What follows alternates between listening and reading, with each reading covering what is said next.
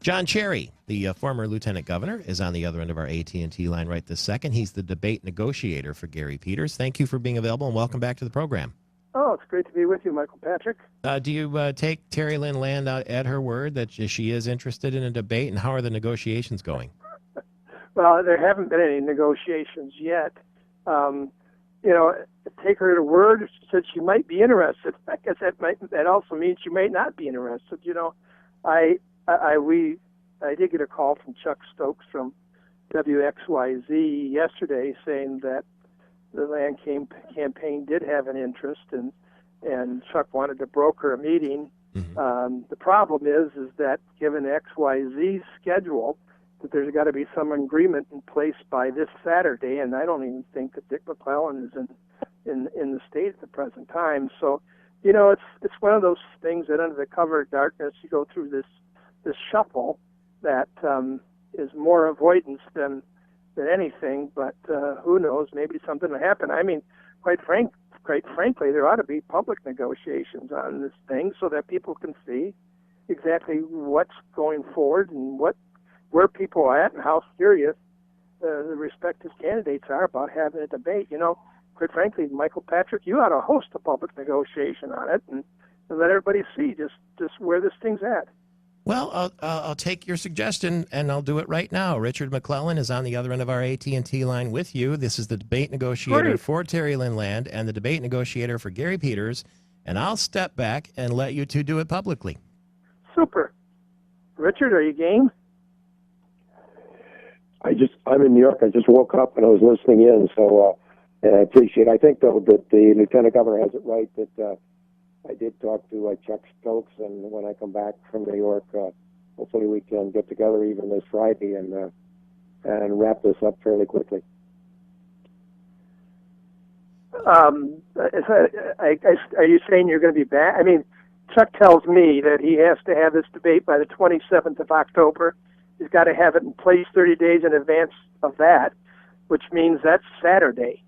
So, I mean, are you prepared to sit down on Saturday and work this out? I told Chuck I'm coming back from New York on Friday morning, and hopefully he was going to call yesterday and see if people could get together Friday afternoon and down at the station and look over the site. And, debate are a lot of details, the type of the room and there's a lot that goes on. I've been involved in debate negotiations before, and it doesn't take forever, but it does. You have to actually sit down in the room, and I think that's something we're hoping to do as quickly as possible. I could even do it by phone, I suppose, but we thought it'd be better if we got together to do it face to face.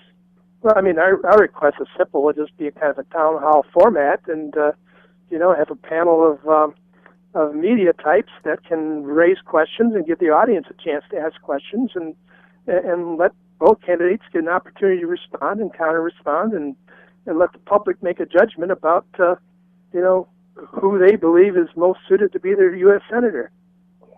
Well, that's one of the models that they have for debates, and there's a lot of different models that work. And I think we're going to go through what the pros and cons are of an approach, and it needs to be acceptable to both candidates and to the media that will be carrying it. So, are you saying that the town hall?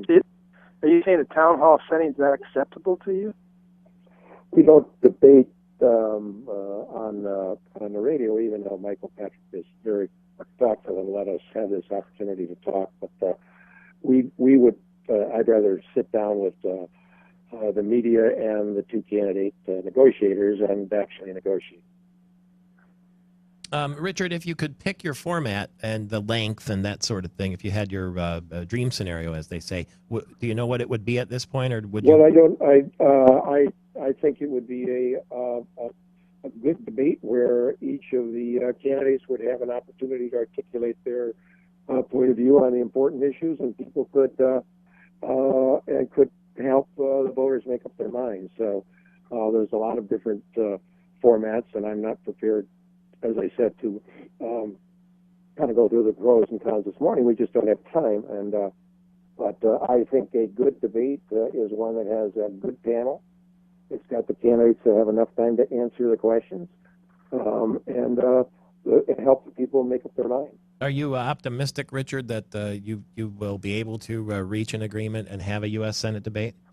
Well, I think that both candidates have expressed an interest, and we have a media outfit that is interested in it, and it's a matter of narrowing because different people do have different views on what is the best format, and I think that we will have a discussion, and we'll, in all likelihood, if people want to have a debate, you come to a compromise and you work out the details of it, and I think that that's probably